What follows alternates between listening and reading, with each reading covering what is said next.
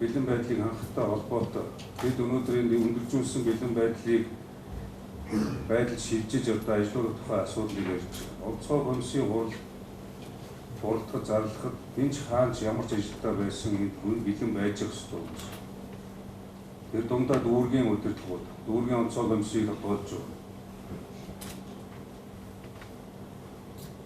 Дүүргийнх нь иргэдийн ажил амьдралтай өөрийнх нь ажил хариуцсан ажлынх нь хариуцлагатай холбоотой асуудал бидний ярьж байгаа шүү.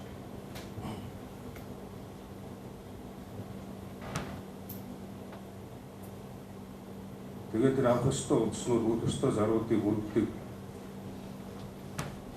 цаг хугацаанд энэ одоо хурц үйлдвэрэнд оролцдог байх.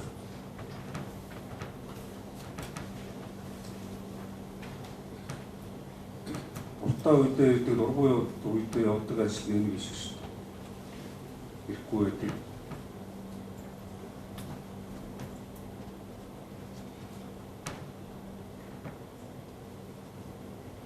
Атойсхын дарга энэ нэрээгүй хүмүүсээ ирүүл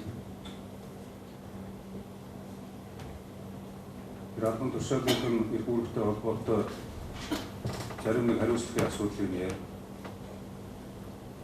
Ирсэн хүмүүсийн бүртгэг онцгой комиссийн хурлын эрс 85%-тай үлдсэн 15-д нэрээгүй хүмүүсийг нь хууль дүрм журманд заасан шалтгаалсан арга хэмжээг нь авав.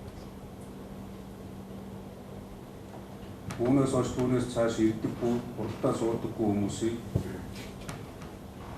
хууль журмын өрөөнд хариуцлагын тооцдог. Бүр шаардлагатай бол албан тушаалтаа ярьдаг.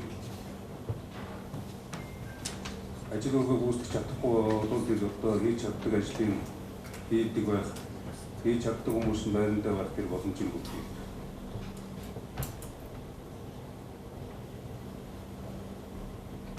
Зунжингаа одоо тэгээд амарч сугааж наргидсан гэж наадамдж явсан хүмүүс шүү дээ. Тэгээ одоо яагаад үлийн бэлтгэл ажил хангаж байгаа юм бэ?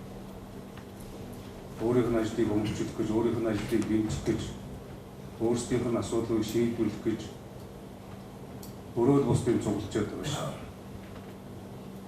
Хамгийн газрын дарга энэ асуудал дээр анхаарч одоо наад хүмүүсийнхээ ажил үеийн зохион байгуулалтын сайжруулалт